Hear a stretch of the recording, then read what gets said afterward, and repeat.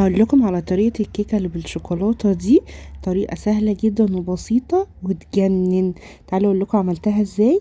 حطيت نص كوباية سكر وحطيت 3 بيضات، وعلى ال3 بيضات هنحط باكوين فانيليا ونقلبهم كويس قوي.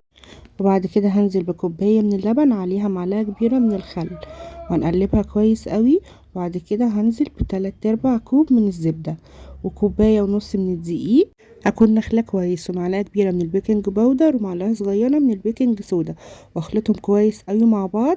وبعد كده هنزل بربع كوباية من الكاكاو الخام وهخلطهم كويس قوي. وفي القالب بتاعي بقى اكون دهناه زبدة وانزل بالخليط كله. قبلها اكون مولعه الفرن على درجه حراره 180 وادخلها واسيبها لمده 30 دقيقه وهتطلع معايا بقى بالشكل ده. مش قادره اقول لكم ريحتها وشكلها وهشه وجميله.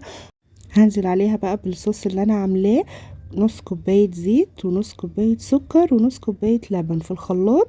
وبعد كده هحط عليهم مكعبين من الشوكولاته الدارك او الشوكولاته اللي انتي تحبيها، وهزين بقى وشها كده بشويه سوداني. وافطري بقى بيها كده مع كوباية شاي بلبن الصبح وادعيلي. جربيها مش هتندمي.